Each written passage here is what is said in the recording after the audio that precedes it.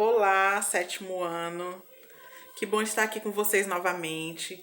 Vamos dar continuidade aos nossos estudos de geografia. E eu espero que vocês tenham voltado bem afiados, com mais vontade de aprender, porque durante esse período que estamos com aulas à distância, vai pedir muito mais de vocês, muito mais empenho.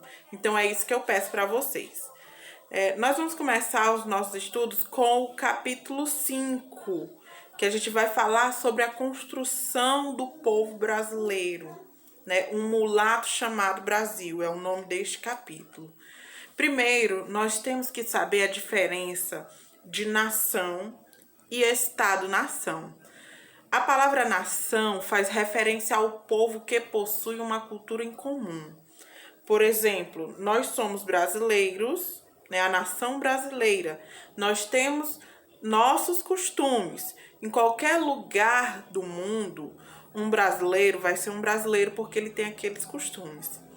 Se vier uma pessoa que é da religião islâmica, né, ela aqui no Brasil, ela não será da nação brasileira, ela será da nação do país dela porque tem outros costumes. Já Estado-nação é o país. Então, Estado-nação seria o Brasil e nação o povo brasileiro, com todos os seus costumes, os nossos costumes, né? Então, vamos falar um pouquinho sobre os grupos formadores da população brasileira. Quem formou o Brasil? Né? Quem vieram pra cá, quem veio pra cá, porque vocês sabem que só existia índios, depois foram vindo pessoas de outros lugares, se misturando e formando o Brasil, né? As pessoas brasileiras que hoje existem. Primeiro a gente também tem que saber o conceito de raça. Na verdade, raça, segundo a biologia, não existe, né?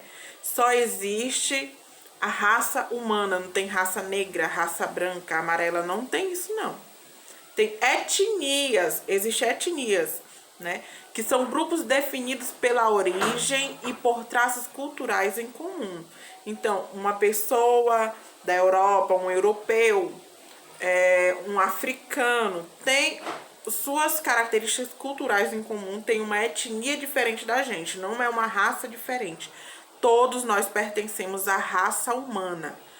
E aqui no Brasil, ele é praticamente, o povo brasileiro é praticamente construído por 3 povos: o indígena, o branco e o negro. São etnias diferentes. São 3. E aí, com o passar do tempo, as pessoas foram se relacionando e surgindo pessoas de etnias muito mais diferentes, características diferentes. Houve uma miscigenação, que é uma mistura de características. Nós temos aqui na primeira foto o mameluco. O que é o mameluco? É a mistura entre um branco e um índio. O branco e o índio nasce um mameluco. Uma mulata é uma pessoa que veio da união entre um branco e um negro. Já o cafuzo é da união entre um negro e um índio. Então são essas pessoas, esses grupos de povos que foram se misturando e formando hoje em dia o que a gente tem na população brasileira. Então é muito difícil da gente ver uma pessoa branca, por completa, só branca. Provavelmente na família dela teve pessoas que casaram com um índio ou com um negro, tiveram filho e foram misturando seus genes. Então é difícil ter uma pessoa só branca, uma pessoa 100% negra, uma pessoa 100% índio. Pode existir? Pode, mas é muito difícil hoje em dia. Vamos falar um pouquinho sobre o grupo dos indígenas. Algumas ONGs dizem que antes da chegada de outros povos, por exemplo, os portugueses aqui no Brasil, existiam 6 milhões de índios. A FUNAI não diz que era 2 milhões, mas várias outras ONGs dizem que não, que era muito mais, que era 6 milhões. Atualmente, aqui no Brasil, só existe 900 mil índios nativos do nosso país. O branco principalmente o branco, o povo branco que povoou o Brasil foi principalmente os europeus, né? O pessoal que veio lá da Europa, por exemplo, Portugal, Espanha, a Itália. E eles foram os primeiros povos a chegarem aqui para povoar. São os europeus, os portugueses. Aí, a partir do século XIX, é que vieram outros imigrantes, como, por exemplo, os italianos e os alemães. Já o povo negro, que aqui está no Brasil, ele veio de uma migração forçada, ele não veio porque quis. Foi através do tráfico negreiro, para eles trabalharem na monocultura de cana-de-açúcar, aqui, né? A questão dos escravos. E naquele tempo, trouxeram aqui para o Brasil 4 milhões de negros. Então, pessoal, vocês viram que o Brasil, ele é constituído por vários povos, né? Que se misturaram e existem várias outras características hoje em dia. Vamos falar um pouquinho sobre a questão do negro aqui no Brasil. Falar sobre a questão da desigualdade que existe hoje em dia. Então, vocês viram que eles foram trazidos para cá forçados, né? Então, eles trabalharam de forma de escravos. Eles não queriam trabalhar e não recebiam por isso. Eram escravos mesmo, faziam forçados.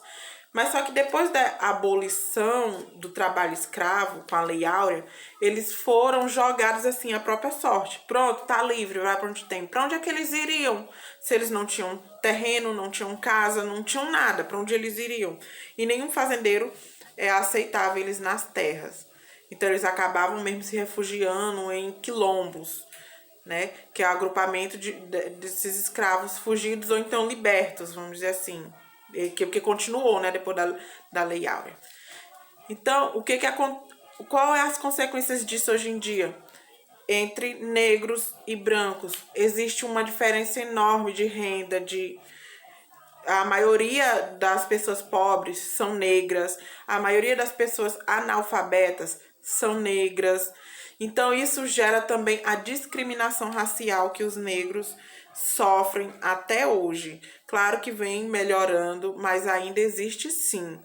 Então, a maioria das pessoas desempregadas também são negras, porque, gente, a conquista de direitos, eles ainda hoje vem acontecendo, mas foi muito devagar. Muito devagar. Então, as pessoas não tinham nem por onde começar. O negro foi liberto, não tinha nem para onde ir. Como é que começa a vida se não tinha nada, né? Então, esse foi a nossa aula de hoje. Respondam as atividades. Tiver dúvida, mandem para mim. Quinta e sexta, que são os dias que eu vou poder atender vocês, viu? Então, até a próxima aula. Tchau!